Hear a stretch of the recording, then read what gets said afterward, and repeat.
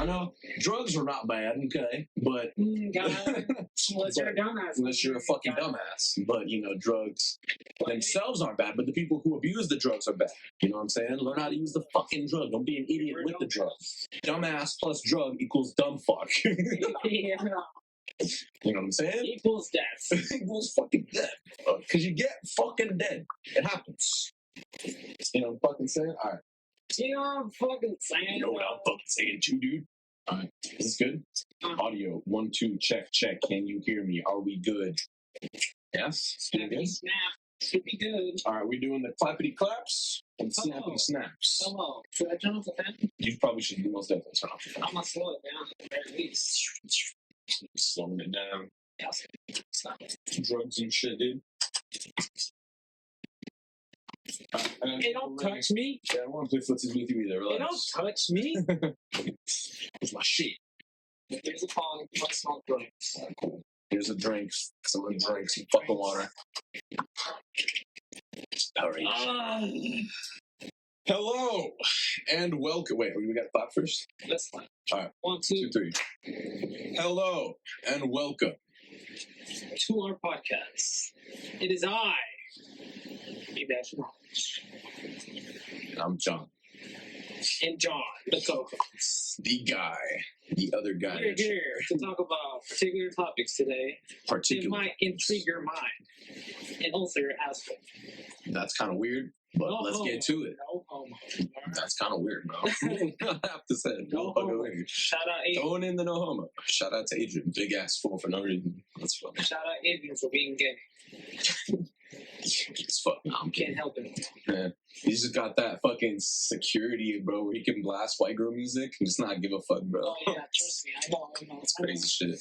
Good for him, though. Guy. So, what are we talking about today? What's the first topic? We're going to talk about the Kybalion. Kybalion, bro. Cool ass shit, by the way. Look it up. Look it up, slow. Ascended minds would know what the fuck that already is. Hopefully. Which is why I'm getting there, because I still have yet to learn about I have initiated John. You have. Into the Kybalion. Fucking love it, too, by the way. He's becoming a little more integrated within the systems of the universe. Step by step, we get there slowly but surely. But first, we shall talk about the law of mentalism. Mentalism, all in your mind. So what do you think? Law of mentalism. I used to think that mentalism, because I watched the fucking movie, that mentalism was just using your mind, targeted guesses about mannerisms and shit, about trying to educated predictions and then trying to fuck with you, That's a mentalist. Yes. Right. Okay, that's what I got confused with. Well, because have you seen Now You See Me with the...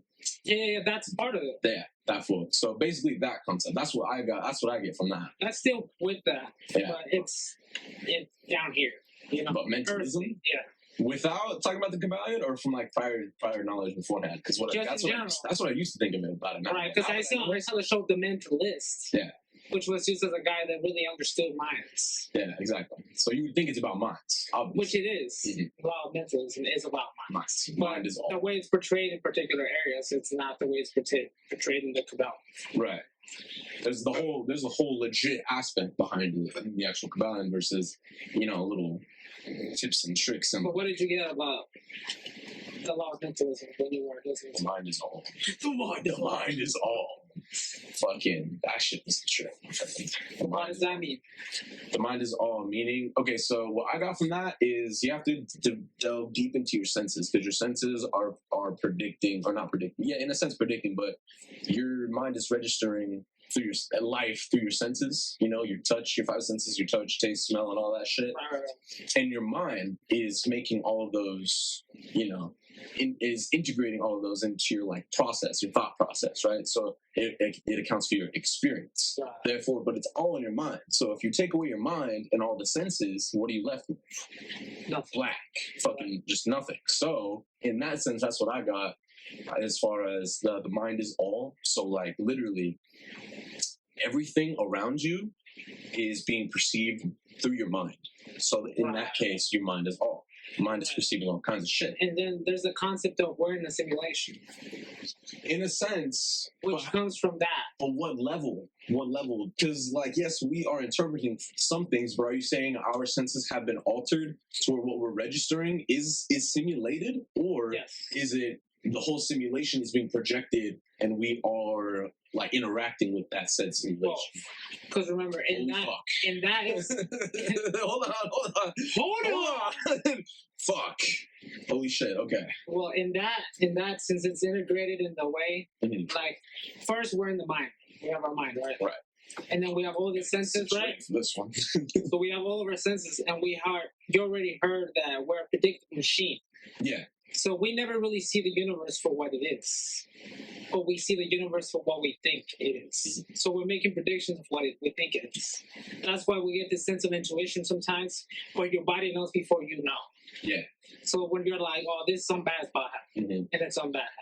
Motherfucking, this motherfucker's about to, do some shit, steal some shit. I had that experience at Best Buy the other night. Like some shady ass motherfucker. Like you can tell. You can tell. But your body really tells you. Your body's like, hey, look at that guy. Yeah. Look at that guy. Hey, be aware, bro. And you're over here like surroundings type shit. You're over here trying to be like, I don't think he'll do it, because you're trying to be like, you believe in the best of right. People. But then in reality, your body's like, nah, bro. They're coming in here to do something, and it's not buy stuff. You know what I'm saying?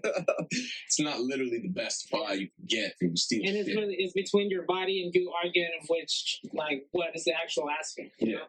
And then you can train your body to be, or you can train yourself to be more attuned to the intuition. How? Do you know how? Yeah, well, it's mainly about learning to trust your instincts. Okay. Yeah, because let's say you do have instincts, though. There's a lot. Of course. I can attest to that. But then if you have the instincts, like if you have instincts that you can trust, you're only gonna gain that trust by being in situations where you were right plenty of times. Yes. Where it turns out that you're thinking, your doubt person that you would consider it like, shit, should I really do this? And then you choose to do it. Right. And then it's like later on, oh shit, if I would have went left instead of right, or right instead of left, I would have got fucked. Right. And you're like, good thing I didn't do that. Good thing I didn't do that. So you listen to that in the future time as that prediction, as the next time comes up, you're just like, whoa, hey, last time said be careful. Last time said be careful, bro. Don't make the same fucking mistake. Right. And that way, too. Yeah, and that way your instincts, you're beginning to trust your instincts. You know, it's like when a fighter does drills. Like Joe Rogan, so it's like you can learn how to fight and learn how to do particular things, but without drills, it's nothing.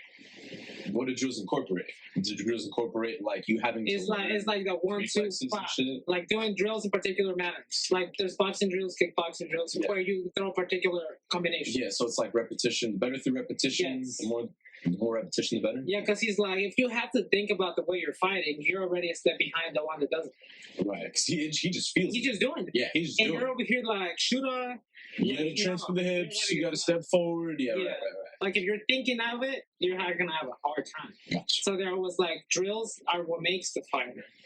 Because if they don't have the drills, then they're just practicing particular punches, and they have to eventually think about it. It's gonna draw them back compared to the one that doesn't.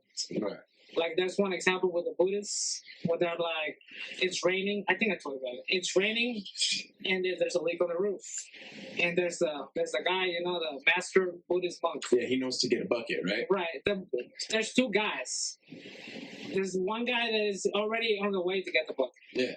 And there's the other guy. There's the other guy. Like, what should we do? He asked the master, "What the fuck? What should we do? What the fuck, bro? What do we do?" He's like, and then the master is like, "What do you think? What do you think we should do?" And then, meanwhile, the other guy is coming back with a bucket. Yeah. And he's like, "What we learn?" He's like, "Yeah, legit. Like, do you not get it?" And if they don't get it, they're just still trapped in their mind. Right. You know what I'm saying? Instead of they're limited. They're in doubt. They're because they don't know what the fuck to do. Yeah, it's like you knew what to do, dumbass. Does that stem from? I was gonna say, does that stem from inexperience, or does that stem from like lack of action? It's lack of action because it's you're in a state of overthinking. Okay. It's like, what do you do to lose fat? You exercise, you work out, you eat right. Simple. Yeah. Simple, right? And then people are like, well, I don't know what to do. Yes, you fucking do. Yes, you fucking do. You just don't want to do it because you're stupid and lazy. and then there's people that are like, it's hard. It is hard, but if everything was easy, what the fuck is anything worth having if it's not hard? It's not exactly like that, but the hard things that are hard to obtain are more valuable. Right. You know what I'm saying? But in that particular scenario, like, it's only hard because you're not used to doing something like that. You're going like against the grain, for example. Right. So it's like if you're fat, or if you're trying to lose fat, get ripped, but you know exactly what to do, the problem comes from you not doing it. Because you know what to do, but you're not doing it. And it's all, and now it's only hard because you have acknowledged the logical, but now you have to do the behavior, you know? Yeah. In the behavior, you're already been having bad habits. So it's either you're living a life where you don't move that much and you eat like shit. So both combined lead to you being overweight and unhealthy. Right. But if you're living in a life that you're always moving around, or that you know that you shouldn't be sitting down, and you stand up every once in a while and you move around and stuff. Yeah. And then you're health conscious as well, so you're eating the right foods. You end up healthy. You're just one step healthier. Yeah. Right. And it's hard, and it's only hard because you're learning to do the right thing. You know, and your body is not gonna find that easy because you're legit learning, and the way to learn is to have a hard time. Right. With anything. Like when a kid is trying to learn, they always will say it's hard to learn. But you gotta tell them it's hard because you're learning. You know? That's part of it. You know? But some people, like me with the fucking laptop, it's hard. It's fucking. But it's hard because you're learning. You know, that's how you learn. It's new information. Like you don't know that yet. It's like, oh fuck, now I know what to do once I've been shown. It's like, okay, now I know. Now I'm gonna try to figure out. But it's also like trial and error. But see, you also don't want to fuck up too much to where the error is now, oh fuck, I'm fucking up all over the place. It's like, nah, now I have no patience to teach you because you keep fucking up. Right. It's like, all right, show me how I should do it. Let me get myself like on the right path, and then it's up to me how far away from you straight from the path with the trial and error aspect. You know, like fucking it up. You want to minimize the mistakes. Yeah, the level of mistake. The severity of mistakes. Yeah, the severity. Yeah, because it could be a horrible mistake that you can't come back from. Yeah. So you want to leave it. You want to leave it in a place that they could always come back from it. Right. Right. Because there's a one point where if you make a huge mistake, your whole life is run. Okay. So you want to sway them from that. Quick question: how does this tie into our first topic of mentalism from the Kybalion? Well, first we were talking about the mind. Mind. And then we're like simulation. Simulation. And then overthinking. That leads to overthinking. But mainly we were talking about the simulation being in our head, or the simulation being outside of us. Right. And then I don't remember how we switched to we did get carried away, but I want to take that back to. So we were in the simulation aspect. Yes. All right. So first, we were in the simulation. So we're in the simulation, right? In a sense, do you believe we're truly in a simulation? Oh, we're in a simulation because of the prediction aspect. Right. There you go. Then that's how we got lost. Yeah, prediction. We're not lost, but we're still in the mind. Yes. Right. We're not fucking lost. We don't lose track shit. So the predictive aspect was the problem. So we're in a simulation because we are always predicting. Mm-hmm. You know, that is the simulation. Instincts. That's what we got. Intuition is where because I had to listen to your intuition. That's how I got on topic. Right. But anyway, coming back to that. So we're in a simulation because we're always predicting what's gonna come next. Right. You know, that is what's being simulated. The prediction or the next step? Well, the whole world is being simulated. You know, because of the reason that we are predictive machines. Our brains are predictive. So you're never truly seeing what you're gonna see. Truly. It's never like you see the sun and the sun is there. No, you're seeing the sun as a light because you always think of the sun as a light in the sky, you know. But if we have some other aspects, we'll see it in a particular way. But like, if for example, when you drink the water, you predict that it's gonna quench your thirst. Yeah. But it could be something that looks like water. But you're predicting it is water because it looks like water. Okay. So like, it becomes problematic when those things happen. Okay. When you're what, like taking two things and you're basically combining them together, or you're tying their like identity to each other in a sense. Right. Like you're thinking like you said, like black slime kind of looks like water, but obviously it's not water because it looks like it's all fluid like. Right. But it's not water. Right. But you're predicting it has some water quality. Right. It's intentional. It's fluid. It's like it's just not like, solid. Just like if I say, like if I say a particular word, like apple, your brain shows an apple. Yeah. But I could be like, I was talking about an apple tree, bro. Oh, so now I think of a fucking tree. But you just predicted that. Yeah. Just because I said apple, until I finished the sentence, you wouldn't know it was an apple tree. You know what I'm saying? But it's always predicting what's gonna come next. Okay. Like if I start talking like this, and I'm like, every time that I'm thinking of something, you know what I'm gonna say next. You know, for example. But if I talk in a particular way that it's not so predictable, you're gonna make the wrong prediction. But you're still trying to predict. Yeah. You know, so you're always like how you enunciate a question. You know, right. If you try to throw me off by asking a question, how it would be a statement, or vice versa. Right. I wouldn't know what I wouldn't know what the fuck to do. I'd be like, yo, you asking a question? Yeah, because your brain is like, bro, that's how you ask questions. Yeah. I'm predicting you're asking a question by the way you're saying that, and the tone of voice and shit. Like, you know, like, are you doing this? Is so, it that? Or not? Right. So in that sense, we're in a simulation. We're not in that sense. In that motherfucking sense, you heard it here first. But that's the sense that everybody's like, we're living a holographic reality. There's a simulation. That's that aspect. But then we have the above everything simulation. As above, so below. Right. So now since we have a simulation in our brain, right. where is the simulation that's outside of our brain? You know, and that's the simulation that they think the all is. Right. Now they were, and when I was looking at the ball, they were, you know, like controversial aspect in a sense because it couldn't figure itself out. It's like, where did the universe base itself off of? If like as that concept as above so below, then is the all, is everything that's not the all, like the system, the universe that we know it, is it a somewhat representation of the all but manifested in a true fucking form somehow? Like that, I don't fucking know. That's where my comprehension kind of jams a little bit, and it's just like, yo, I can't figure this shit out.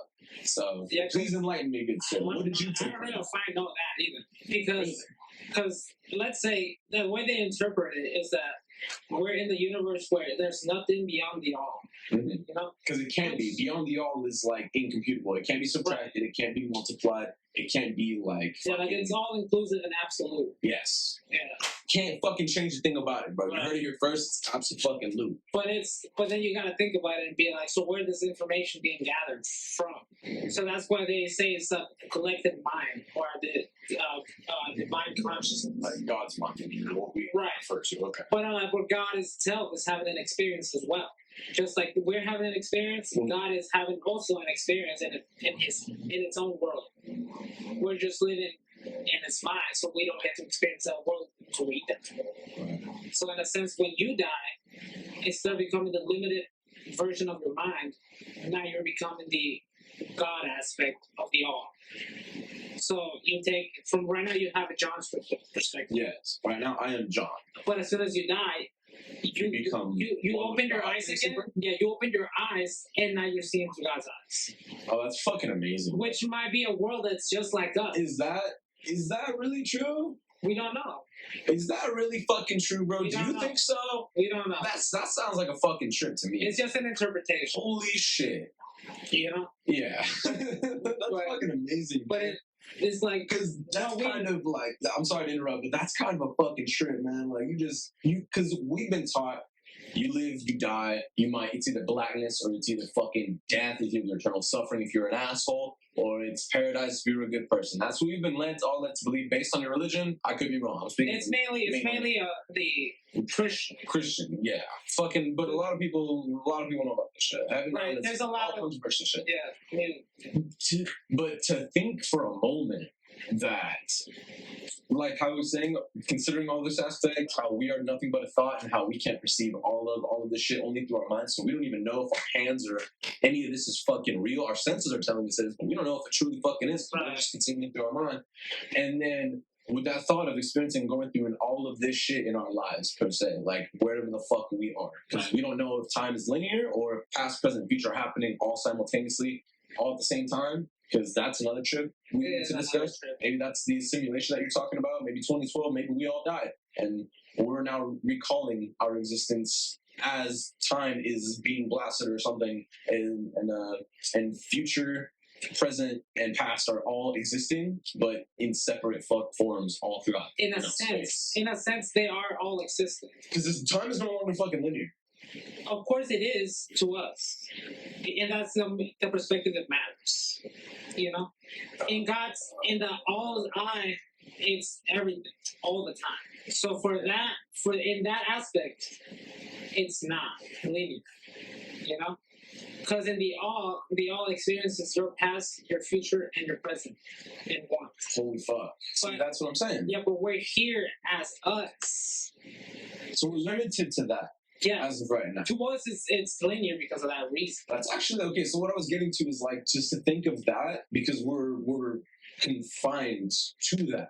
You know, like obviously we're not meant to be part of the all yet. You know, we're meant, I don't know if we are meant to exist or what, but opening your eyes, going through all life, and then opening your eyes to see that you could be like all the universal questions that you think of are answered. Your curiosity, what happens, how is the universe made, everything. You literally just open your eyes and then you experience just not even you anymore. Like you're experiencing that aspect of what we believe is the all, which is God, and you're like, you just come back to it. It's Right. kind of like the Now circle you're of that guy. creation. Yeah, it's like you just kind of wake up. It's life is like a dream, bro. Holy Right. shit, it's But like, then imagine waking up as that guy and acknowledging that there's another guy thinking you. You know? that's So it keeps going in levels. Yeah. There's no end to it. There's why, bro? There has to be. Because it's There infinite. has to be though. No. Does that mean that we can now have a fucking civilization like on a lower level than us? Of course, that's why we're over here already with quantum computers. This event, have you seen the show Devs? There's a show called Devs. Okay? Devs, Yeah, DEVS. developers, yeah. Oh, Devs. And they're computer guys, computer programmers, computer developers. okay. And they basically, if I tell you the premise, Tell me now. so they basically simulated the whole universe atom by atom. Okay. So they can see the past accurately and the future accurately. Okay. So they can see what's going to happen to you in the future and very accurately. What the fuck? So in a way, they can simulate Jesus and what happened to Jesus. And they've seen it as if they were actually there. Okay. That level of simulation will eventually be possible. You know? That's kind of So scary. that's a universe within our universe. In just a little computer.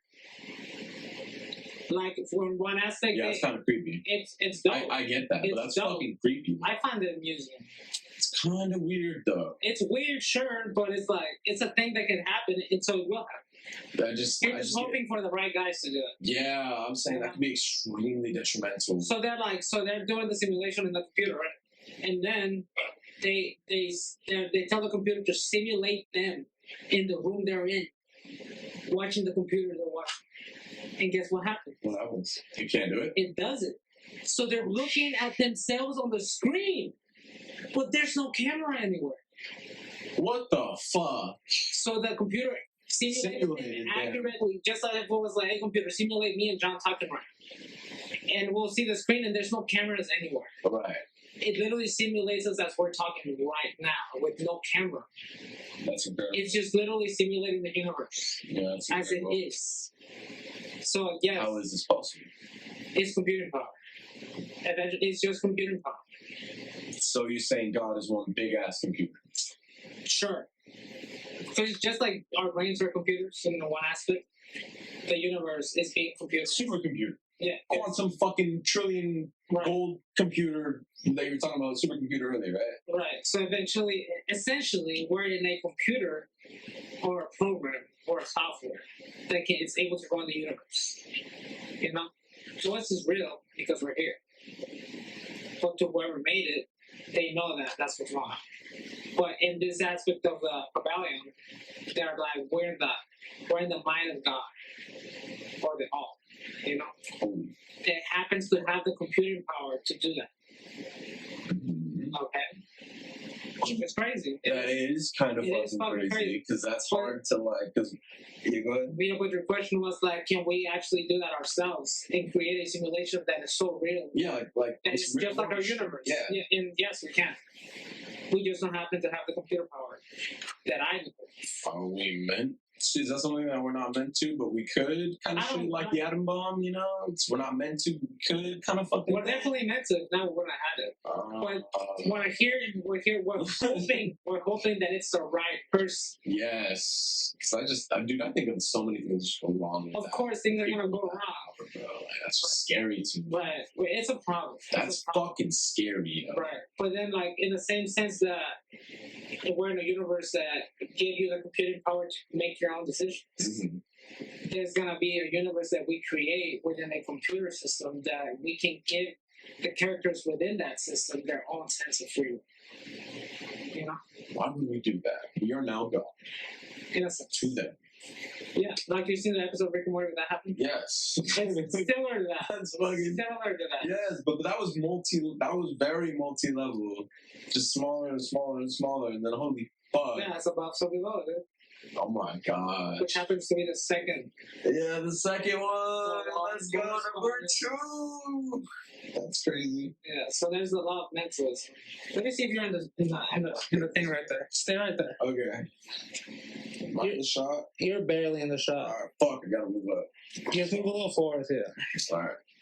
Any Hoosers motherfuckers. There you go. Let me put the 35 so we can move. Oh, 35, bro. You big guy. I'm a big guy. Little boy. Anyway. So, So, if it's actually recording, because I would suck at this guy. moving on to number fucking 2, bro. 13 minutes? 13. Wait, here's the other one. Oh, yeah, that first one pretty good. Turn it off. Okay, shit happens. Yes, but I'm just gonna put it together. Yeah, cool shit, dude. So, number 2, as above, so below. Wait, I don't know if I'm done with the first one. Hold the fuck on. Backtrack. Loading.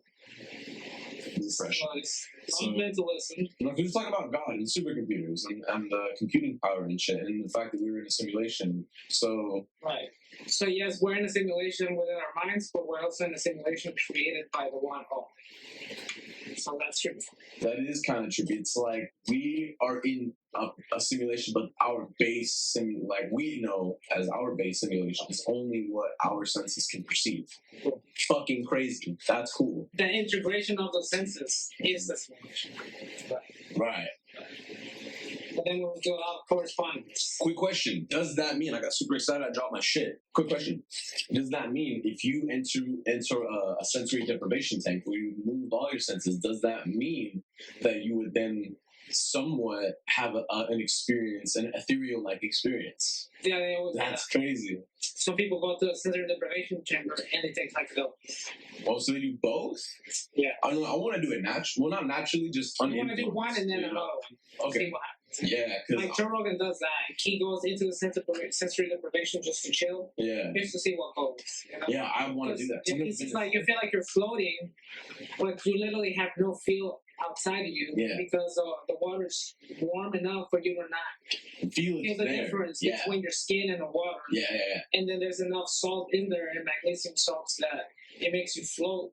So you're like, oh, basically in space. Yes, you're just Like your brain thinks you're in space. Yeah, and that's what I want to do because, like, I think I would get freaked out by that, and I'd be like, "Whoa, okay, all right, this is trippy. I want to like get out now. I want to ground myself because I'm not comfortable with being I'll be drift. I want to try that. I want to see the levels and limits at which I can. So they're literally, So they're literally depriving you of every sense, not even light. So it's pitch dark. Fucking crazy. Pitch dark. No sense on your skin. No sound. Water, and it does that, right? So it suspends you, so you don't like. They put salt in because it allows it to do that. Yeah. And magnesium just to relax. And then sometimes they put like meditation music, like the one that I make. Yeah. Well, Just to set the vibe. Because usually, like on psychedelics, if you take a psychedelic, your mind can drift off to sketchy shit. right. But if you have the meditation music, that's the baseline. So you have an ethereal music in the background. That's cool, but I thought the point of the sensory deprivation was to eliminate all of the senses. But Have it just total fucking dark and quiet. that's mostly how they do it. But I'm saying some of them have that. That's cool, but I feel like that takes away from the experience. You know? Of course. Stupid. But some people like that. You know, because it relaxes. You don't want to... Those are the people that they're known for kind of freaking out. And they're like, well, I don't want to freak out. And I need to do something about it. which is fine. Yeah. Because I've had it where I take psychedelics with people. Mhm. And they were freaking out. Quite literally. Wow. Yes. So, and I was the guy that was there in front of them while they were freaking out. Were you like sober as a gopher, or were you like No, also tripping? I was tripping. But I was experienced, you could say. You were experienced tripping. It was like it was the first time. It was a friend of a friend that wanted to try it, and he was like, well, my friends have done it. So it'll be fun if you do it with them because they know what they're doing, you know. And I was like, I always play the meditation music in the background because that's like baseline. So every time you're thinking and you stop thinking, what you're hearing is ethereal music. Right. You know? But he was going deep, like to the point that he was tripping. So we were talking shit about stuff. Radical shit. Just stuff. Life shit, universe shit, consciousness, all this kind of shit. And then eventually goes away. You know, but it's like a little phase. Like law rhythm. You know what I'm saying? Yeah, that's one of the laws, man. He was in his high, and then from that high came his low. You know? Yeah. But then so low. Yeah, but from then that's when you can talk to him so he doesn't feel the low. Yeah, you kind of got to heavy. Back up. Yeah, right. Yeah. So because he's coming back up, anyway. At some point. Yeah. Yeah, but he's feeling it too much. You know, it's like, for example, like if you were in a traffic, like if you say you went to LA, you're driving, heavy traffic, but then it's super annoying while you're there. You know, but if you picture yourself like if you were in a helicopter looking down at the traffic, it's not as stressful, and that's what I was trying to get him to do. You know, I'll be in the helicopter. Yeah, even though he's in the car, I was trying to get his perspective to move beyond the stressful situation and just to acknowledge that this is just a stressful situation. That's all it is. You know, and it's gonna go away. Just like you're stuck in traffic. Yeah. You're eventually gonna get to your destination and the traffic is gone. You know? Eventually. Or if life isn't an asshole and you get fucking broken down, you lose a tire, fucking battery dies or some shit. And that's what the mind was doing. The mind was doing that. It's like it could get so bad, bad. But then I'm over here like, it doesn't matter, dude. It's gonna fade. Matter, dude? Because it'll fade, my dog. Because it'll fade away, dude, like in due time, dude. Fuck it. Yeah. Fuck it. So I gotta learn to do that more, dude. I don't do that enough, my friend. Right. What you were saying? It's just mainly that. So it's like you want to really feel the highs, but the lows are a problem sometimes because if you feel them too much, you tend to do stupid shit. So if the load gets too low, always try to put yourself up in the perspective of somewhat higher. Yeah, so let's say you're in that traffic to the helicopter was a beautiful analogy. I don't think you can get more than that. Sadhguru, man. Sadhguru, that's a shit, man. You write that up. So it's really just like you're at the low and you're like, this is happening for a reason. You know, you have to bring that up. You have to bring that up because that this is happening for a reason. And then you start thinking, so what is the reason? And then if you tend to sway to like, it's because I'm a piece of shit, you're gonna feel bad. Do you or me? Okay.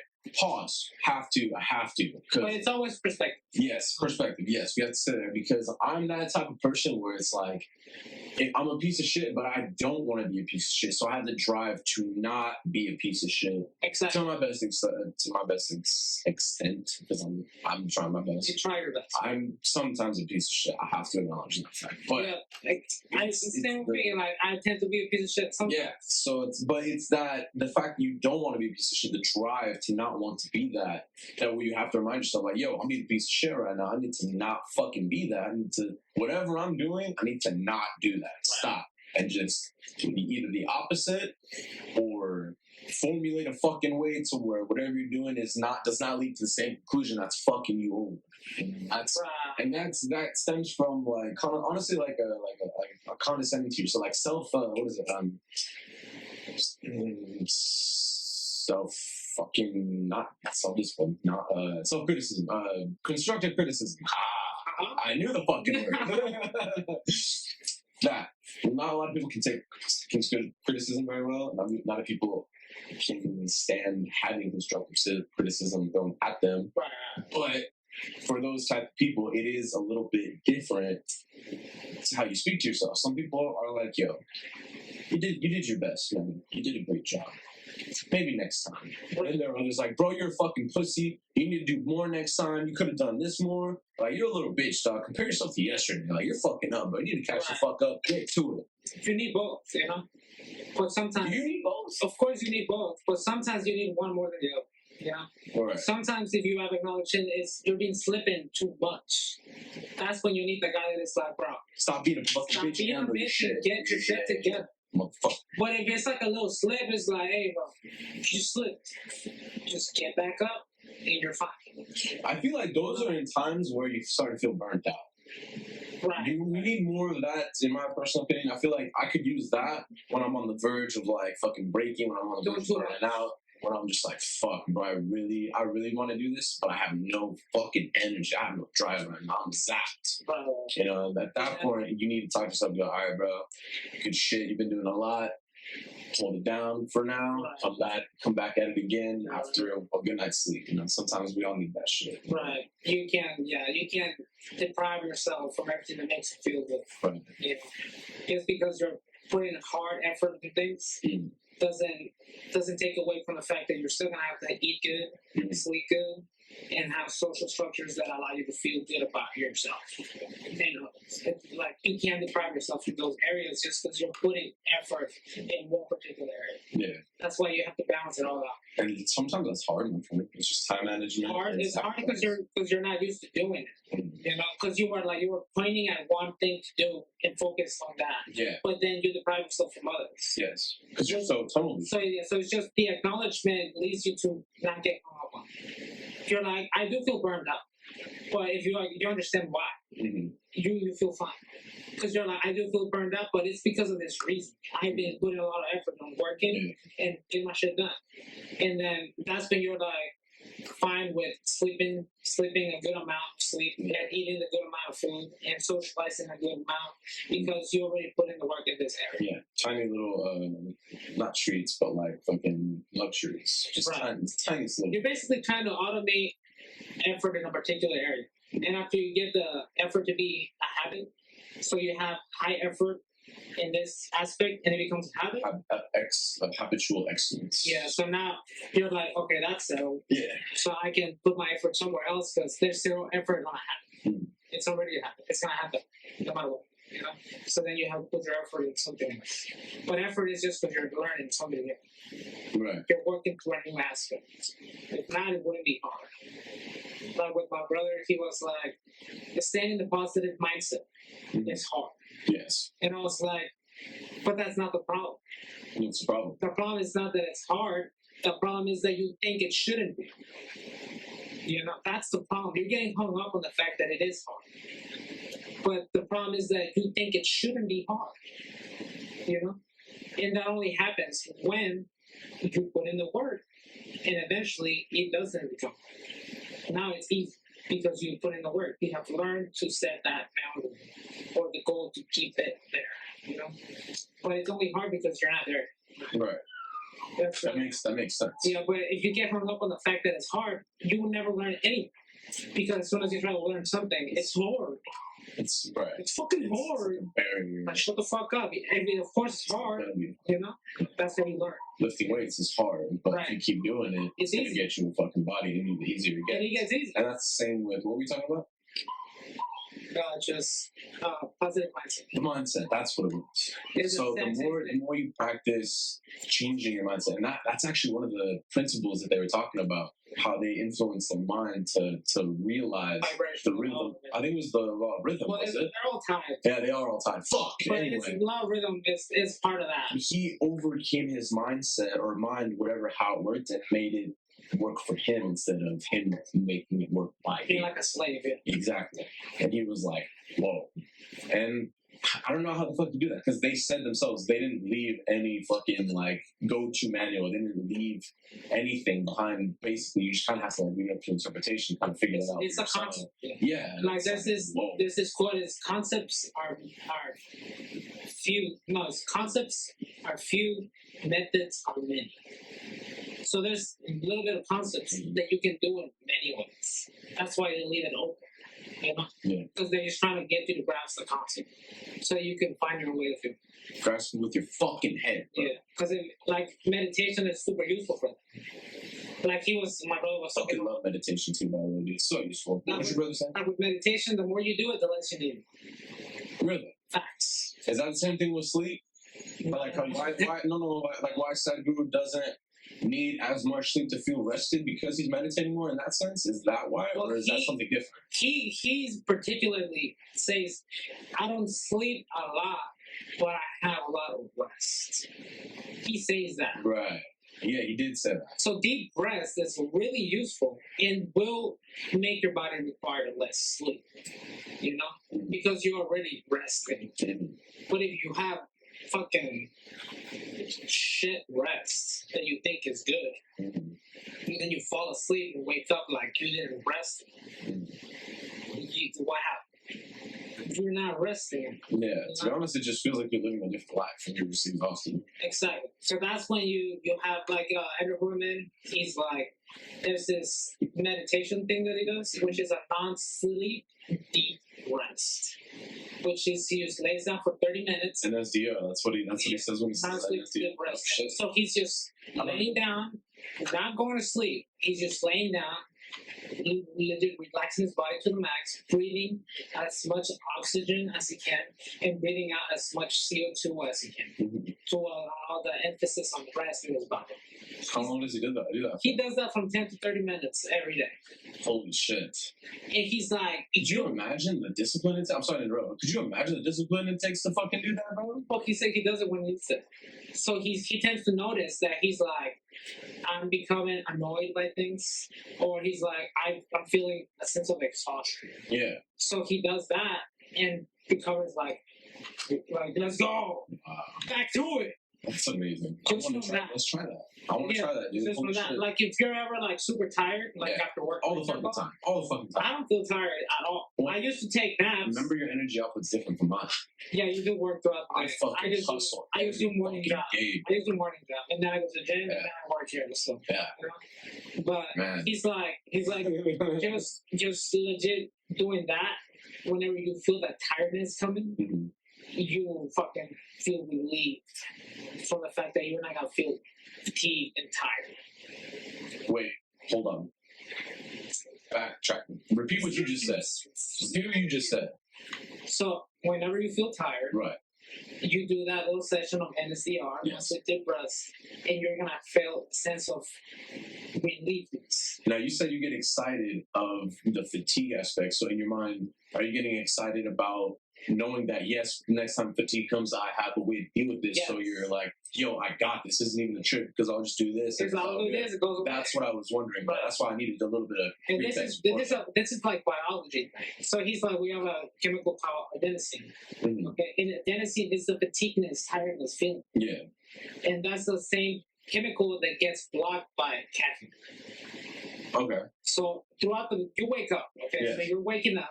Yeah, I got you. Yeah, so you wake up, you feel that the tiredness is because the adenosine is still being washed off. So he's like, you wait an hour, either 90 to 120 minutes, because by then it's already mostly gone. And that's when you drink the caffeine, because if you drink it before, it blunts the washing away of that. So then you have too much of it still. And by the time you drink the coffee, it hasn't faded away enough. So by the time the caffeine runs out, you have too much of a load of it. That's why you have a crash in the middle of the day. Oh, okay. That's why he's like, you don't want to do that. That's why you don't want to wait. That's why he says wait all that time for it to wash out. Okay. I don't. Well, sometimes I don't. A lot of times I do. Sometimes I don't. But he's like, you want to do that. Yeah. Just for the sake of you staying fully energized and not fatigued throughout the day. Well, we might have to start making our coffee at fucking 6. I wake up at 4:40. I drink it by 5:10. I wake up at 4:25, and we get there around 5, and we make it 5:10, just like you said. So how long is that? Oh no, I drink it by 6. I'll drink it by 6, bro. So 5:15 coffee. No, don't do that, because then that's when you're gonna feel later tired. Okay. So it's like, if you don't want to feel that deep, you can put up with that drinking. Water instead, and then after water. You don't even have to drink water, but obviously water is healthy to drink in the water. So I'm a bitch then. I'm just a weak little individual who relies on something like coffee to get their energy started when I shouldn't. Right, and it's okay for you to feel tired when you wake up.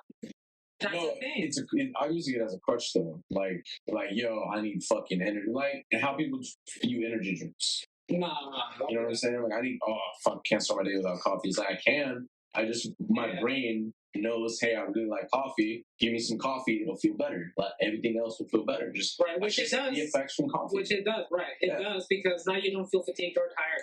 Yeah. Like 10, 15 minutes after you pick that. And something about the smell too excites your brain a little bit. It's like, well, Andrew Hoover made up, bro, fucking coffee. Y'all remember smelling coffee? I know y'all know the fucking smell of coffee, bro. Like, don't fucking play with me. That shit smells so fucking good. Andrew Hoover made an episode just on caffeine. Yeah. And he talks about how it's a powerful reinforcer, which means that it tends to make you want to drink it more. Yes. It's addictive. Yeah, in the same sense that somebody drinks black coffee like I do. It tastes sweet. Bad coffee? Black. Oh, my fault. Like, I drink black coffee plain, no sugar, nothing. Because you a fucking man, bro. You're like an old man. I like my coffee hot, like my women, black. But you drink the coffee, and to me, it tastes sweet. But you would drink it and be like, what is this shit? Yeah. Fucking nasty. Exactly. And it's because, bitter. Yeah. It's fucking bitter. But your brain, since since the coffee itself is a reinforcer, it makes your brain like it by making it seem like it's sweet. You know? Yeah. Like, I didn't understand why to me it's sweet. And it's not because it's not bitter, because it is. Because if I drink it, it's sweet. If you use bitter, it's bitter. Yeah. You know? But your brain makes you think it's sweet because it wants you to drink more. You know, so eventually it's like, it reinforces you to drink it by making it sweet. Seem like it's sweet. Yes. Right. That's cool. Yeah. So even if you stop drinking it with anything in it, just black, eventually you're gonna be like, oh shit, this is legit sweet. Eventually. No fucking way. I'm like, no fucking way. But, your shit is bitter as fuck. Your shit is like ink, my friend. Right, but the least you could do is wait those 90 minutes. Yeah. But he's like, we kind of move around a lot more. Yeah, we do. So it's like profession. Yeah, so at least just wait an hour. So instead of having coffee at 5, have it at 6. Yeah, because the motion of your body, you move in to do stuff, it helps the adenosine get rid of it. Like, your body gets rid of it faster. Sometimes, real quick, I know you're about to go off real quick, but sometimes I just feel like sometimes I'll be doing that shit and then it'll be sluggish. Like, fuck, I need some fucking But that's okay. That's okay, because you're waking up. Do you drink water at that point, or do you legit power through that shit with will? You're just like, all right, bitch, wake the fuck up. Drink water because water is good for you. But it's not going to get rid of the sluggish feeling. Only time will do it. Okay. So the fact that you're moving around, moving your body, it's helping you get rid of that chemical. So, quick question. Should we incorporate not 5 steps, but a slight warm-up? Or a slight fucking like, yo, let me stretch, let me fucking do some push-ups, maybe do some pull-ups real fast. But he's like, short 5, just to get the blood flowing. Well, yeah, but what he particularly says, like, if you're about to do a hard workout, drink your coffee and do the workout. It's fine, because the workout will get rid of the adenosine. You know. But if you're not gonna work out in the morning, as soon as you wake up. Yeah, if you just wake up, you're about to do a hard workout, drink the caffeine, bro. Oh shit! Because your body will get rid of the adenosine. You know, right, through the workout. Through just movement, doing all this hard shit. Okay. So doing all that hard shit will wake your body up for the reason that it's getting rid of the adenosine. So coffee then is just a kickstart, get you going. Right. Okay. It's just like caffeine with workout. Equals amazing. That's why people have pre-workout with the caffeine just without the coffee. Because it allows you to not feel the fatigueness, even though you might be gathering it. Yeah. You know? And he's like, you want to stop drinking coffee within 12 to 8 hours of your sleep time. Beautiful. Yeah. I used to fucking not do that, but which I do, you know, because we just drink in the morning, and by 9:30 or 10, we're basically done. We're done drinking coffee. I am. I may have like a few sips just to kill the hunger that's at day, but by 10 you're eating, so it's irrelevant. 9:30 I'm drinking sips of coffee to push the hunger, maybe meat patty. Right, but then you go to sleep by 8. Yeah, so it's fine. Of course, but it's 3 hours plus 8. It's 11. You're good. Oh, absolutely. Yeah, and the problem is that the coffee has a quarter life. By 12 hours, it has a quarter life of caffeine. That's a quarter life of caffeine, which means that a quarter of the caffeine that you drank is still in your body. But it's like it's just there. It's not doing much. Yeah, it's not doing much. And then within 8 hours, it's a half life. You know, which is still functional, but it's not as functional. So it's like you just want to stop. 12 hours before you fall asleep, stop drinking coffee so that your sleep is immaculate. Yeah, got you. And that's basically it. Yeah, that's why sometimes Because a lot of people are old. Sometimes they don't give two fucks about fucking the day after. They just want to fucking sleep, right? They don't give two fucks. They go to bed hell late, crash 1 a.m., wake up, coffee. It's like, yeah, but after you drink coffee at fucking 6 p.m., it's like, that's cool. Right. But if you ain't got shit to do and you're retired and you like the taste of coffee, like, I tried doing that shit once, I couldn't fucking sleep at all. Now, even then, you shouldn't do it, you know? You know what I'm fucking saying? It still shouldn't be done. The fuck is this? No, that wasn't me. Who got a message? Did you get a message? Oh, yeah. But it happens, you know? But it's like, if you understand how detrimental it is to your health in general to do those things, you're gonna want to stay away. Unless you're the guy who's like, live fast like young looking ass. Like, shut the fuck up! I used to have that mentality, bro. Who wants to die young? Nobody. Fucking. I don't want to die old. You're gonna die in pain. I don't want to die old, my friend, and I don't want to die young. Let me rephrase that. I never wanted to. I just was reckless about my health, and I really wasn't. I'm like, you're gonna die, and if you're gonna die, you're gonna die going out in the blaze of fucking glory. Right? I still have that Viking death. Let me fucking die like a Viking, somewhat in my subconscious. But I know there's more to life than that now because we're ascending past all of that. It doesn't really fucking matter. Right. But for me, it's still kind of there.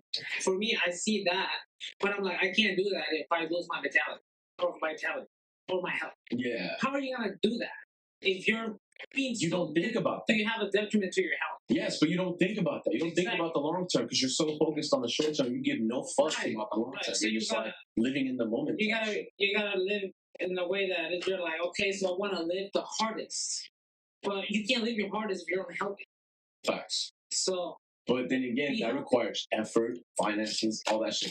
It costs money to eat healthy. And you gotta have money. You gotta have money for the gym. Unless you're fucking David Goggins out there running Jocko, fucking push-ups and burpees and all that wild shit, you know? Fucking all that cool shit. Right, but those are all investments. Like, those $25 for the gym a month is an investment for your health. Yeah, but all I'm saying is that people don't want to do those things. Because, like you say, they're investments. You have to invest in those things, which require, you know, something you need to invest in. Right, you know? Which is yourself. Which is what they don't fucking have.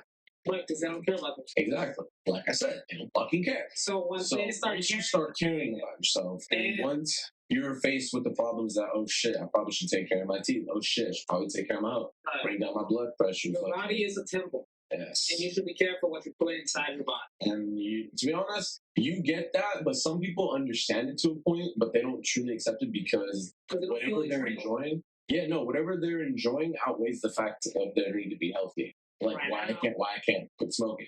Like until it's not. So it's not. So it's not. So like me, like I'm smoking so much and then I get anxiety. Yeah. And then I'm like, well, every time I smoke, I get anxiety. Mm-hmm. So what's the problem? Stop smoking. Too much drugs in my system. Yeah. You know? So then I stop doing the drugs. Eventually, the tolerance goes down. There's not many drugs, and then I can smoke a little bit, get high, and no anxiety. Yeah. Which is great because if you're smoking, get anxiety, you're not even enjoying it. Yeah. So what's the point? So much alleviation. Right. Alleviation. Right. And at that extent, it's like, hey. But if you can't get to that alleviation, it's like the dopamine shit. If you can't fucking it's gotta after the peak, it's gotta come back down. It's gonna crash. And you kind of have to wait for that shit to come back to baseline. Right. You know, and it's the same thing with fucking tree. And the same thing with coke, bro. Like, the more fucking coke you do, you got to get to climb to that state where you were. You need 2 lines. Next time you need 3 lines. Yeah. You know what I'm saying? So. And then eventually you're going to need so many lines that will kill you. Exactly. Horrible. Don't fucking do cocaine, ladies. Or your nose. Please, for the love of God, don't fucking do cocaine or meth or anything. And even if you do, moderation and study that shit because you get holes in your nose. Drugs are not bad. Okay. You get drugs. You get holes in your nose from cocaine. Your nose falls off. You want to be ugly? If you're ugly already, you're doing coke. Do we care? You know, we don't care anyways. You know, Dr. Roxo from fucking Metalocalypse on Cartoon Network on Adult Swim at night. His fucking nose legit fell off, bro. Look how Dr. Roxo. After he quit. So how did he fall if he was quitting? I mean, he didn't quit. He was lying. Yeah, don't do it. Don't do it. Just don't do it. You know. So that's not good. You know. So you just understanding that if you're doing what you're doing now, because if you're burning yourself out around your 20s. And you're like, well, by 50, I'm not going to do shit. Exactly. But it's like, bro, people like Joe Rogan are 54. They're more than capable of doing so much. And they're like, I'm here for another 30 years, and I can do what the fuck I want. Mm-hmm. So you want to be capable, you know? But if you're not taking care of health, you're really minimizing the chances of you being capable by that. Yeah. So look at Dana White, bro. Dana White got told something about his biological clock. He's like, holy shit, I have that much time. right. Fuck. So you have to know, So, and then realizing those things really is a problem. Me, at my age, I still kind of am scared of those things when I think about it. But when I was younger, at that point, I was just like, fucking do what you want, live how you want. If you're going to die, you're going to die. Right. You know, there's really nothing to it. In the aspect, I was supporting that theory, but like at the end of the fucking day, this is a body. We use it, and fucking when we don't get another one, but that's just it. Right. Yeah. And like, that's how it was too, because eventually there was a point where I didn't have a problem being indestructible. exactly, you feel indestructible, but then when the point comes where you are like feeling like you're not. Yeah, the fatigue, when the fatigue sets in, then old age, I'm just trying to hold that off as far as I can. Yeah, so because it's gonna happen. It It will fucking happen. It happened to everybody around you. Yeah. You think it's not happening to you? Of course it's gonna happen to me, bro. But who said this? Who's the legit Liver King? The one who's not fucking dumbass Liver King, the fucking dude who's on roids, but the actual, I forget his name. Joe already talks about him a lot, but he says that too. He's like, your vitality is gonna diminish, but exercising and fucking diet and healthy dieting will stave off those effects. Like they'll still happen, but at least it just won't be as fucking lethal. And you want to make that happening be as short as possible. Yeah, because it will happen at the end of your life. But you want that to be like as minimally effective. The one last year, you know, or the last 6 months. Yeah. You know, and before those 6 months, you can still do anything. You know, like David Sinclair, he has his dad. Do you know David Sinclair? I think so. I think I've heard that name. He's the guy that's trying to like make people immortal from this one. In the one aspect, you know. So I'm like, follow his shit, dude. Follow his shadow. You want to become immortal, dude. I'm already following him. I listened to a bunch of podcasts. That's fucking dope. And so he put his dad, who's like 84, on a bunch of shit that he was on. And like before then, his dad was like, I'm basically done. Like, I'm not working out. I'm not gonna eat that good. I'm basically dead already. You know? So he's just gonna go with bullshit. But then he started taking the supplements David Sinclair's taking and eating a better health, eating better diet and working out and other stuff. And then out of nowhere, he gained his whole vitality back. So he was like, you know what? I'm gonna get another fucking degree from college and go back to teaching and go work out at the gym every fucking day again. And another bitch. At 84. Imagine thinking you were done with life and then you start taking all this shit and you're back to it. Pretty crazy. At 84, dude. Who the fucking thought, bro? I would not have fucking thought that. Holy shit, dude. You thought of that? Nah. What the fuck? That's the point. You gotta explain this shit to me word for word, detail for detail, and you gotta just send me the link of that shit. And you said that was David Sinclair? David Sinclair. Don't forget that fucking name, you know, because that sounds amazing. He studies epigenetics. Okay.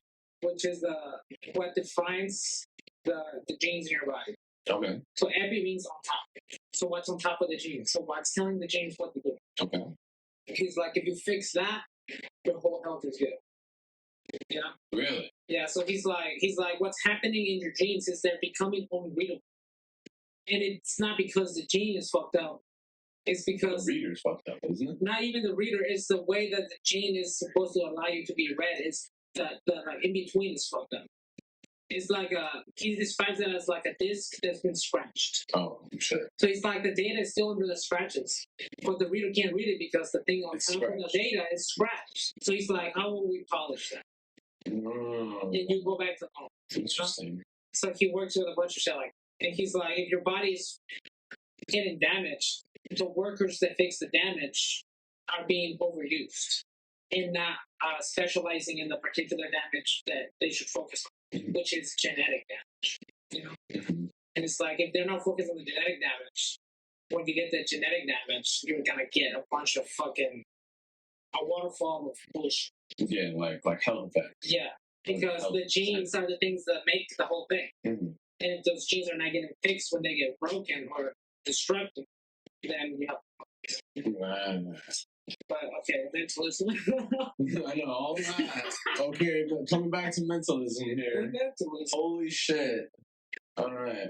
Should we move on to as above, so below, or should we? We can talk about. All right, we'll touch on the next topic. We'll keep it to 2 because, dude, just imagine the Kybalion is so much for each one of those fucking. There's so much, and then they all correspond to each other. Yeah, and now I have to keep track of the first 2. Like that's incredible. Yeah. Keep up with us. Try. I'm doing my best. Y'all should do your best too, bro. And there's so much that you can tie to just one. Oh yeah, absolutely. So it's like we can talk about mentalism. Yeah, polarity is like that shit's whoa, bro. You could be weak something. 1, 2, positive, negative, fucking far, close, left, right, up, down, fucking holy shit, hot, cold, fucking tough, soft, like bringing all that fucking examples. It's what makes it more graspable. That's amazing. But you can't make those examples. Yeah. That's crazy. Yo, do the thermometer one. The fucking thermometer. That's just hard. That shit's cool, bro. Because, like, you don't truly grasp, because that's how it stuck to me, bro. Where you just, there is, like, take a thermometer. Like how you said, take a thermometer. There's no definition and no definitive point where there's no more heat or there's absolute heat or fucking, there's no trace of heat whatsoever. It's all varying degrees of the same thing. So when does the heat become cold? Yes. I argued this because I didn't understand this. I thought absolute 0 or 0 below, and then we started getting into absolute degrees and Kelvin and Celsius and all that beautiful shit. And I was like, yo, this is a lot. Yeah, but so absolute 0 is when there's 0 motion. Right, because everything vibrates. That's going back to the law of vibration, where if there's literally no vibration, there's no heat being made, so therefore there's no heat at all. Because heat is literally motion, vibration. Right. So it's like, it's not escaping. You know? Right. So they're like when you're moving from vibrations in general to no vibration, or at least the minimal amount that you can obtain, that's when it gets cold. Mm-hmm. But cold and hot are only relative to us, because you feel cold when the vibration is lower than your hand or your whole body's vibration, mm-hmm. which is around, for us, is 98 degrees Fahrenheit. And anything under us starts feeling as cold, you know. But everything above that starts feeling as hot or warm, you know. But it's only relative to us. So they have to develop a scale that is not relative to us, but is relative to the entire universe. And then comes in Kelvin. Yeah. So they're like, hey, dude, check this guy out. Check this guy out. Kelvin did. This guy really matters. Okay. And Kelvin is the name of the scientist that invented that metric. Invented the metric of degrees. Just the measurement of heat and cold in the universe, not pertaining to us. Measurement, not pertaining to us. A universal scale of measurement that does not pertain to us. So first we're going to talk about the second one, because the law of correspondence. As above, so below. Yeah, fuck. See, now I'm getting ahead of myself. Forgive me. As above, so below. Let us go into 2, the second topic. It's like, as within, so without. As above, so below. And that is written in the Emerald Tablet also. Right. Bullshit. Yeah, there's a bunch of shit. Next topic, Emerald Tablet. As soon as we cover the Kybalion principles, Emerald topic. Hopefully. Yes, sir. Hopefully. So there's that, and then as above, so below, what does that mean to you? What does that mean to me? As above, so below. Shit. To me, bro, I start thinking of fucking the city, and then I start thinking of like an underground city where there's rats and sewers and fucking civilization of people beneath us. That is similar. Yeah. Because it's levels of organization. Yeah. We have our city up here, and then there's different organizations within. Yeah, so you got your vampires, you got your fucking werewolves, you got your homeless, you got your... No, I'm kidding. You got the mutants. Yeah, you got the three-headed pigs. Yeah, you got your creatures that remain undiscovered, because I'm sure there's creatures below us that we don't even fucking know. Insects, rodents, creatures, motherfucker. That's cool. So a legit explanation for me, as above, so below, would probably be that, because I haven't really been introduced into the fact of that correspondence. If it's like this up top, it's not like this on the bottom, because everything I know about that is fucking wrong, because space isn't like that. You know, like above the atmosphere is space, but below, like below the atmosphere itself, because you're as above, so below, you're making the atmosphere your measurement. Below is Earth, and above is space. So in that sense, they're not the same. So you're like, what the fuck? You know, why is it as above, so below, but not in this aspect? You know, that's what my mind goes, because I've never really been introduced into that. For me, it goes into like levels of organization. You know? Like we have our level of organization as humans, but then there's lower levels of organization and higher levels. Like insects and then aliens, right? Exactly. Okay. And then the ultimate is the all. It's the almighty. The one above all. It's the almighty level of organization. Right. And we have our own limited version of it just because it has it. You know? So as it has a mind, because we have as the solo, but there's the law. Oh, I'm getting ahead of myself. I'm sorry. Go ahead. That's it. Yeah. For the most part. But okay, so why are we limited then? Why are we? My question was, why are we limited in the thing of correspondence and polarity and shit? Why are we limited compared to the all? Yeah, like why are we? Because we can only gather so much energy within our body. That's the limit. Really? Yeah. And that's how we're constructed. That's how we're like meant to be. There's no way to change that without becoming the all, right? No, well, we can as long as you understand it. That's why there's Neuralink. Then you add a little more things, and you're able to conduct more electricity in the brain. You know? No. And then, you know? No. That's not dangerous. Leave my brain alone. But then you can fry the brain from doing too much to it, you know? So they gotta be able to calibrate it somehow that it doesn't introduce too much electricity to the point that it burns you. Right. You know? Right. So it takes a lot of procedure and a lot of articulation for you to actually know what you're doing. Right. So it's gonna be a lot of tests that go bad. That's why first it always starts with people that are needing it. So it's like people that are basically paralyzed within their body. They're like, bro, I'm paralyzed within my body. Do some shit to change that. Yeah. Like, put that shit in my brain. Yeah, there's nothing I can do. You can't fuck me up any worse, bro. Yeah. See what you can do. Like, it's already shit. You might as well put that in there. Yeah, we don't speak for all these people, by the way. Just for this is in some aspects. It's like if you were in there, if you were in their position, it'll be like. I'm just saying, I'm not trying to clown anybody. I'm just saying, speaking from that point of view, that's how I react. Yeah, I'll be like, yo, put that shit in. Fix it. I can't walk. If this gives me the option that I could walk, why the fuck not? See, so that's the problem. That's you, though. That's not me. I'm like, that's not me, bro. I want to walk. Let me die. Nah. Well, they say that it can fucking clear vision. It can help with fucking like organic shit. Like can help with organs. Yeah, like could it help with your vitality in a sense? Like could it clear up your cholesterol? Could it fucking like clear up the bullshit in your arteries? Not specifically the Neuralink, no. But eventually there will be technologies like nanobots that will do that. Because a nanobot is just a level. Metal Gear Solid, bro, did so much cool shit with nanotechnology, my friend. Like, and nano is legit just a size. Yeah, it's super tiny. Yeah. Fucking robot. So they just make a tiny robot that you can program to the particular. Dude, have you played? No, not to go off topic real fast. We'll get back to something. Have you played Metal Gear? All of them, from all the way to Metal Gear Solid 1, all the way. I played one that wasn't the PS3. Okay. Well, Guns of the Patriots, probably. I don't. It was number 4. It had to be 4 because that's the only one. But he was already slightly old. He was old. Guns of the Patriots. Yeah. He was buff as fuck, but slightly. He's not buff. He was just that's his snake suit. The snake suit makes him look like it's like an exoskeleton. It makes him look fucking cool shit, dude. Play that fucking game, bro. It's amazing, bro. I'm gonna have to not teach you, but like show you some cool shit. That they do like examples of now. Cool shit, bro. Yeah, because like they create a fucking virus called Foxeye that like uses him as the fucking oh fuck, I can't say that because I'm spoiling shit for everybody. No, forget I said that. But there's examples like that. There's examples like that where eventually the nanobots are gonna be able to do that. Yeah. Because the only problem with us is that forgive me. The only problem with us is that we can't go into our body and fix stuff in that manner. We don't have the limitations, or we don't have the technology, or we're just not meant to. No, that's not a thing. Not meant to is not a thing. But the technology aspect. So limitations based on capabilities. Why we can't. Yeah, it's really that's all it is. You know? So it's like eventually, if you could figure out a way to fix that's fine. But it's like we don't have the procedure to do it.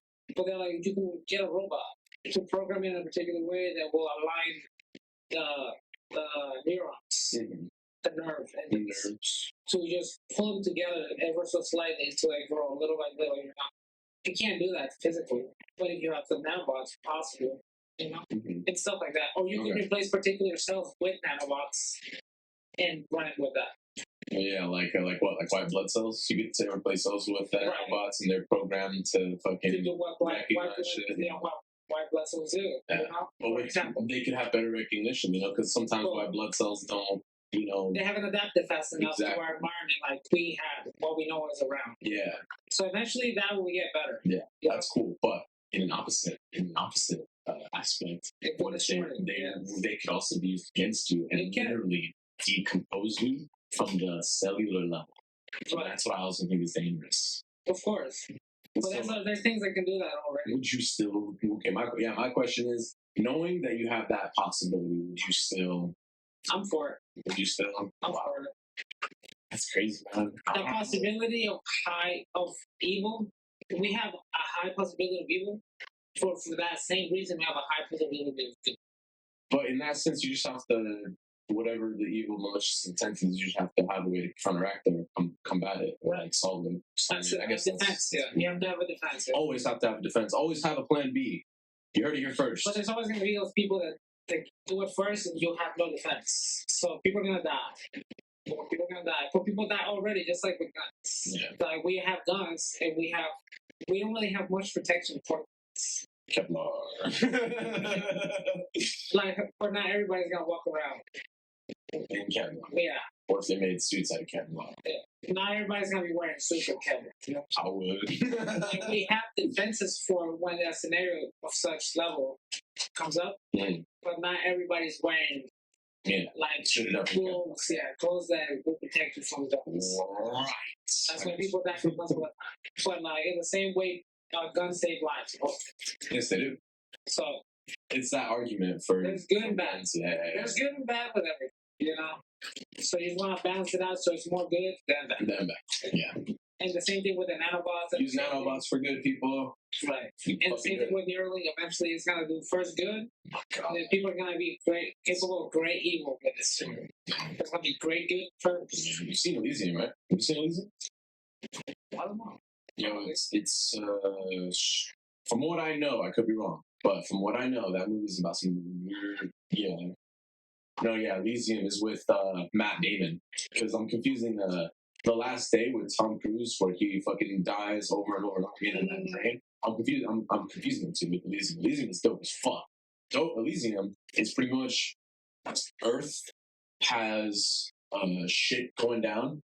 And there's a big ass ring around Earth. It's like a spaceship. It's like an atmosphere above Earth, and that's where the high wealthy people go. There's legit fucking ecosystems and civilizations and shit in the fucking in the atmosphere, bro. Self-sustaining life, fucking atmospheric things, sub-generations and shit. Yeah, all on a fucking moon-like structure in space, and it's either a big circle or half circle or some shit. They called it Elysium, and that's where the ultra motherfucking rich people go. And the whole movie was about trying to get either one person or two people or some people to that motherfucking place just so they can fucking heal. Like they have health chambers in every home type shit, and they get to the moon. Not to spoil the movie, sorry, fuck off.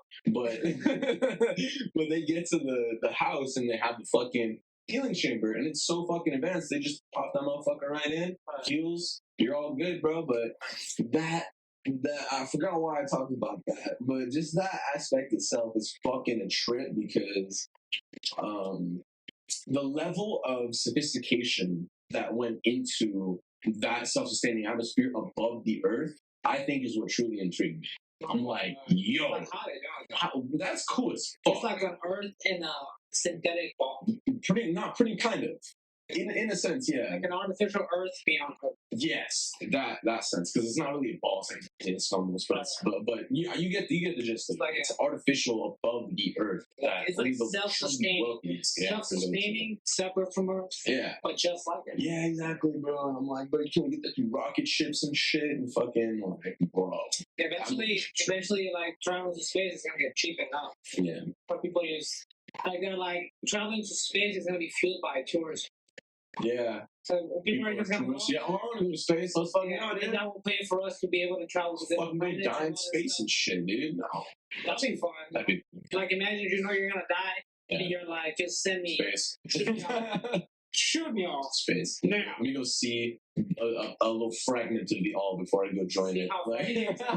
See how far you make it before you get fucked. Yeah. Get fucked by an asteroid, dude. Oh shit. That'd be fun. Boom. Asteroid. The law of correspondence. So as above, so below. You heard it here fucking first. Bro. So they're like when the law of correspondence came up to whoever came up with it, I don't know, allegedly Hermes Trismegistus. Is that his last name?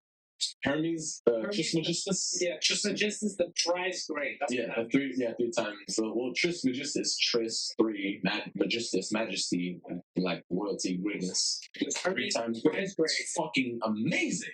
And then, so when that law of correspondence part, they were seeing themselves, and they were like, so if we have a mind, there has to be a higher mind. Oh no, we're just talking about the mind in this point. For that, because everything's mental. Right. You're right. Go back to the first law. That's what's important. Anyway. Yeah, that's what's important in their aspect. So that's why they bring that up first. That's the first law. Mm-hmm. And then when they bring the law of correspondence, they tie it to the first one. Mm-hmm. They're like, if we have a mind, there has to be a higher mind and lower minds. And lower minds too. Dumbasses. Anyway, you know who you are. You know who you are. So there's like more limited versions of our minds. Mm-hmm. Just like we're different animals. Yeah. And then there's higher aspects of our own feelings. For example, we don't know that that's happening.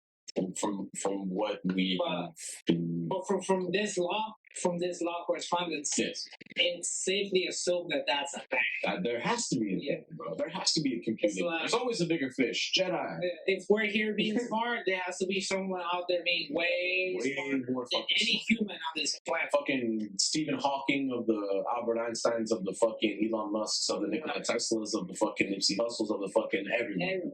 Like there's the smartest guy on our planet, mm-hmm. and there's a guy out there somewhere makes that guy look stupid. Yeah. You know? That's just how it is. But we work in comparisons, you know? Right. So it's like comparing ourselves to them, we're kind of down. Yeah, me compared to Goggins, I'm fucking a little piece of nothing. Right. Goggins. Exactly like that. And that's how we compare ourselves. Because even on heat and cold, it's only we only feel heat and cold because it's comparison to ourselves. Right. And it's that same aspect of law of correspondence. It's like law of vibration. There's a guy higher, there's a guy lower, and there's everything in between. You know what I'm saying? There's the highest, and even above that highest, there's probably a higher. So there's levels. There's always going to be not interdimensional levels, but just like levels, like you say, as above, so below. So like when you get to the all or that aspect, there's another form, because like you said, imagine waking up to that and then knowing there's another level beyond that. Right. It's like is that goes on forever, right? That would have to be an assumption. I would not know. Okay. Because this is just a philosophy. Okay. You know, like Hermeticism is a philosophy. I was gonna say there has to be a limit to all. It's like there has to be something. The thing is there isn't, but it's like our limit is what we decide to stop. You know? Okay. And it's the limit that we see as a limit for us is the unlimited mind is the one that can create everything as it thinks. Yeah. But then we can't think anything beyond that. So that's our limited self. You know? Mm-hmm. Maybe the guy can. Big guy upstairs? Big guy upstairs. Shit, dude. But we can't because that's all we can think about. We're limited by our capabilities. Yeah, like for us, we have to think and then make it with our hands. Yeah. And the guy, you're like, if we weren't limited, if our mind wasn't limited, we'll just think and it'll show up on the spot. Because we can manifest. So then we give that personification to the guy. You know? So then we assume that the guy is capable of doing that. Yeah. But if the all is living in that sense, will that all be capable of thinking of something higher than itself? Maybe. We don't know. Yeah, we don't know. So we leave it at that. That's amazing. Yeah, we don't know, dude. Dude, that's amazing. And you have to be comfortable with not knowing. Right. Yeah. I'm comfortable. I'm not comfortable at times, but right now I'm pretty fucking comfortable. I'm comfortable with being wrong and not knowing. You know what I'm saying? But I don't like, I'm comfortable, but I don't like it. I don't like not knowing things. I don't like, and that's the curiosity and the capability aspect. Right. Like, I like to know things to be capable. I'm curious because I want to know shit. So if I have to deal with it again, I want to be able to handle it, you know? Like, be able to solve that. Like there's a quote from the Kybalion that, like, the lips of wisdom are closed, but to the ears of understanding. So only the people that are willing to understand will acquire wisdom. Everybody else is not there to understand. Like for me, all I I see feel is the grasp this concept. I'm gonna be very real with you here. so if you're not out there seeking to understand how stuff works, wisdom will not come to you. Natural. So wisdom can be spoken. Am I thinking too small-minded on this? Am I limited? Fucking, because you said lips of the wisdom are unheard by the ears of understanding. Is that what you said? No, they're only heard by the lip. Oh, they're only heard. Oh. Basically. So those who are willing to listen will hear the words of wisdom. Of course. Okay. Those who are... I'm an idiot, folks. Maybe I said it wrong. I'm not probably. I always just misinterpreted it wrong. That's definitely facts. But I had to. But it's like one that doesn't seek doesn't find. Right. It's really that simple. Basically, fucking Hogwarts. Those who ask for help will receive it. You know, it's like simple. If you don't seek the fucking thing, you'll never fucking find it. And for me, I like understanding how stuff works. Because that's what else is there? That's how I see it in my head. I'm like, there's nothing else. That's the ultimate design by everything, dude. Because people just focus on that. They don't really think of the function. They're like, why does the sun fucking operate? Why does the moon give tides? You know, gravity. Why gravity? Like exactly. You know why? Say why? Which is for me, I'm like, that's all there is. Like you just want to know all stuff. Right. You just want to understand how it all works. Beyond that, because that really brings a peace in you. Like if you understand how your mind works, you're just like, no shit. You know? Well, how fucking about that, dude? You know, it's like when you understand why stuff is hard. Yeah. You're just like, that's just part of the game. You know, things are hard because you don't do it. Mm-hmm. And then eventually, when you do it enough, it becomes not hard. Yeah, like not fucking working out. Like, you know, our profession, when you don't work out, it's like, shit's gonna be hard, bro. You keep working out. If you're weak, stuff is heavy. Yeah. If you're strong, not so heavy. Yeah, not so heavy. Mm-hmm. Fucking life. So it's just, when you come to understanding a bunch of stuff, life just really becomes smooth.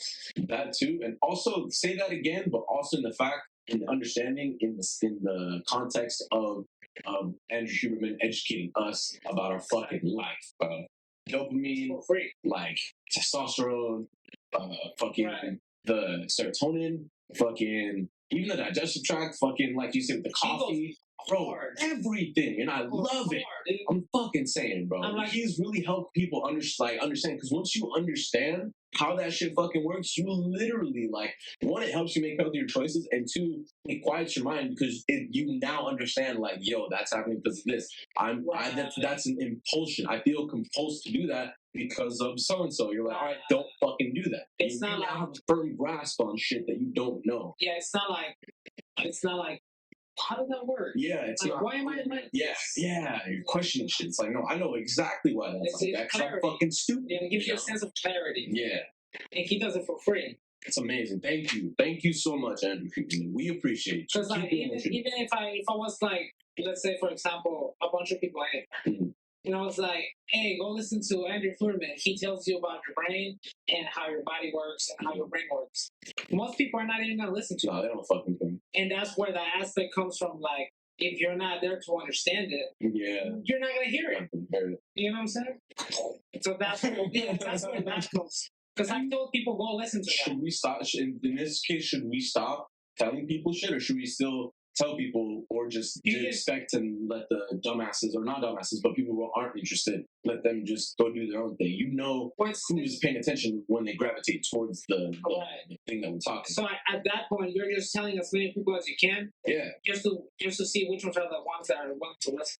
So it's up to you whether to tell them or not, and whether to see if like you should tell everybody. Because I love telling everybody. Nobody fucking listens. Exactly, but out of those 50 people you told, maybe 5 listen. Hopefully.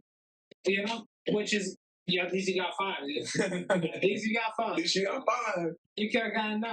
Yeah. And then you have to do another 50. Yeah, fuck. Right. But at least you got 5. Eventually, more people are going to become more enthusiastic. Yeah. Into actually understanding how the way they worked. Enlightenment, folks. Fucking chase enlightenment. It just mainly comes from young people.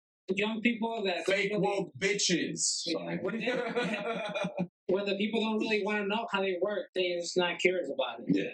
Well, eventually they become curious about it, and then they'll seek out the information themselves. Yeah. And at least you can be that guy that is like, hey, there's this podcast that tells you everything for the most part, and it will exhaust you with all that information about how you work. Well, that's why you take it in moderation. But it's all on your thirst for knowledge and how you. Right, like Andrew Huberman just drops it once a week, and then he drops a AMA, like Ask Him Anything, once a month.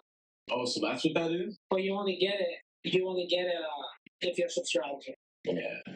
But there's videos of the anime, so you see people asking the questions, and that question might pertain to you. So there's a conferences that he goes to. Oh, really? Personally. Then he does another AMA every week that people asking questions on his website. Yeah, that's what I was seeing. I wonder what that was. Yeah, that was before that. That's a different thing. I know what you're talking about is his live events. Oh, is that where he's talking to people? Where he's like giving a lecture in front of other people. Or are they recorded or are they live? Those are live. So they are recorded, but they're also live. Oh, shit. The other ones, it's just like the Huberman Lab podcast, where people send him questions. Yeah. And he answers them out. Yeah, that's the one I've seen. I haven't seen the other ones when they're live. I'm like, oh, that's cool. No, there's some live. That's cool. Yeah, so he does both. Cool shit. Is it cloudy outside? Like legit, like in my rain? Or? No, it's light. Nah. But can you still see the sky? Yes. Okay. I see the blue view. Slight overcast. Yeah. So it's fine. It's alright. But yeah, Andrew Huberman teaches you everything. Love people that fucking guy, bro. People are not gonna listen unless they already in that level that they want to understand the way they work. Yeah. Some people are like, hey, you know what, I'm trying to have fun. Some people are like, hey, dude, you can't fuck off. That's what I tell you. Fuck off. And then some people are like, you can't have enough fun if you're not healthy enough. You know, you're just gonna struggle. You know? So eventually you'll sway within both and be like, hey, now I'm healthy enough to go and have fun. And then eventually you have enough fun and you're like, alright, I need to get healthy. I feel like shit. Yeah. Healthy, you know?